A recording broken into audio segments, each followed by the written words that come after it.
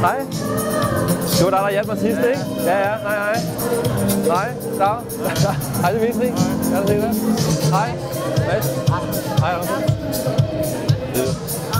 Ser du?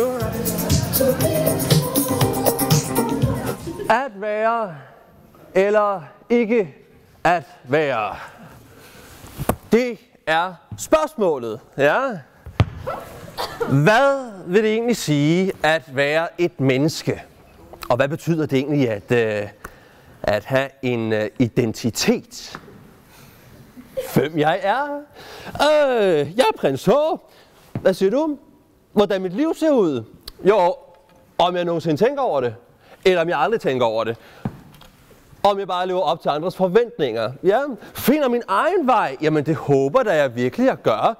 Men kan man overhovedet finde sin egen vej, hvis ikke man ved, hvem man selv er? Det er det, jeg spekulerer over. Hvorfor kan jeg ikke bare være den samme mig selv sammen med alle slags mennesker? Jamen prøv at høre, det undrer mig virkelig. Hvem er jeg så i virkeligheden? Er der en virkelig mig? Eller alle de måder, jeg er mig på, lige virkelig? Det kan jeg ikke finde ud af. Det er min mor. Min kære mor. Hurra for mor! Ja, for ellers var jeg her jo ligesom ikke, vel? Det er min nye papfar. Og ikke nok med det. Han er min onkel. Altså, ja, min rigtige fars bror. Værre bliver det næppe. Hun er totalt nyforelsket. Jeg fatter ikke min mor. Han ligner overhovedet ikke min rigtige far. Min far, han har nemlig stil. Eller, det havde han. Forstår I, min far han er død. Jeg fatter ikke, hvad det er, jeg skal takle min mor. Hun er så høj på kærlighed, at det lige til at... Hvad vil I have skal gøre? Prøv lige at se på dem! Total happy fuckface, det er jo ikke til at holde ud! Det er altså ikke altid nemt, når begge ens forældre bare pludselig tjekker ud på hver sin måde. Hey. Jeg vil lige høre, om I kan hjælpe mig. Må jeg ikke lige spørge om noget? Hvad hedder du? Mads Michael. Mads Michael? Hej Mads Michael. Hvor gammel er du? 13. 13? Okay. Kan du hjælpe mig måske? Det her, altså jeg har det ikke så godt, det der med, at jeg lige har fået en ny papfar. Hvad tænker du om det der med pludselig at få en ny forælder? Det er meget svært. Ja. Og man skal tænke sig om, før man tager handler. Hvad skal jeg tænke mig over? Sådan? Man kan prøve at spørge ham noget, hvad der er galt og noget. Okay. Har du nogen idé til, hvad jeg kan gøre? Altså skal jeg sætte mig ned og snakke med ham, eller skal jeg tage ham ud et sted, eller skal jeg skrive et brev til ham, eller hvad skal jeg gøre?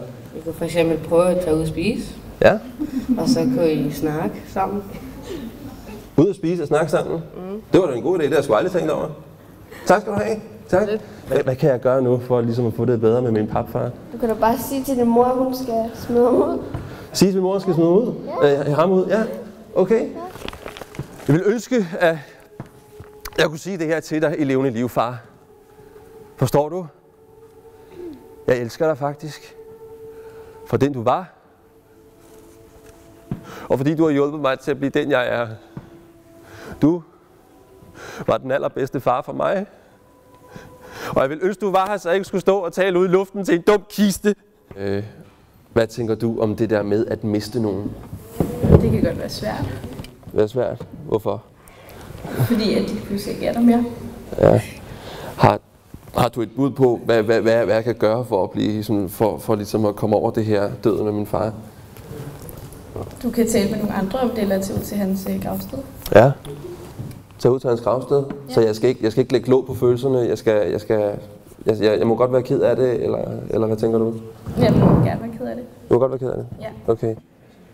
Jeg har allermest lyst til at skråbe ind i ansigtet på ham. Er du fucking både til piger og drenge, eller hvad? Tror du ikke, jeg så dig inde i saunaen snæve med ham Zumba-fissen? Og så er min allerbedste ven. Jeg mener, vi har altid tjekket babes ud sammen. Vi har altid konkurreret om de bedste flirts. Og så nu, total U-turn. Men hvorfor tror du ikke, han har sagt noget til mig? Fordi så var han bange for at miste dig. Bange for at miste mig? Som ven? Ja. Okay. Kan jeg gøre noget for at redde mit venskab med Horatio her? Jeg tror måske, du skulle gøre det op med dig selv. Først om du synes, det er okay, at han er homoseksuel eller biseksuel. Før du snakker med ham. Så jeg skal først acceptere, som hans bedste ven, at det er okay, at han er til fyre? Ja. Okay. Det har jeg faktisk ikke tænkt over. Det minder mig for meget om Ophelia. Ja. Jeg ser hende godt nok ikke mere, men hun er bare herinde i mig hele tiden. 24/7. Ja, for nogle uger siden, ikke? Der besluttede jeg mig for ligesom at holde sådan en full-scale reunion middag for at få hende tilbage. Ikke? Det hele lå lige til højre benet. Og så breaker hun kraftedeme af. Sekundet før showdown. Kigger på mig og siger, jeg er nødt til at gå. Og der stod jeg så. 22:30. Med en stendød lottokupon i den ene hånd, og en regning på flere tusind kroner i den anden. Og for hvad? For fucking nothing! Jeg gik totalt Al-Qaida. Jeg tjekkede ind på Facebook, oprettede en hadegruppe på Ophelia, kaldte den alle dem, der hader luder Ophelia. Jeg fandt det perfekte billede fra Ibiza, hvor hun flassede sine latterlige patter i en swimmingpool. Jeg gik ned i receptionen, inviterede mine venner, betalte regningen og tog hjem. End the fucking story! Måske var jeg lige at gå over stregen. Var det det? Nej, så må jeg skulle lige hjælpe mig her, altså. Du kan sige det til hende. Sige det til hende? Hvordan? Hvordan kan jeg sige det til hende? Skriv over sms, hvis du tør sige det direkte. Okay. Så jeg skal tage fat i hende sådan face to face og sige, hallo, hvad sker der? Okay, fedt. Tusind tak. Kan du ikke lige hjælpe mig med et helt konkret bud? Hvad skal jeg gøre nu for at få hende tilbage? Gør et eller andet sødt for hende. Prøv igen. Ja, skriv en roman. Skriv en roman? Måske kan man sagtens spille hovedrollen i sit eget liv og respektere fællesskabet, uden at vide præcis, hvem man selv er.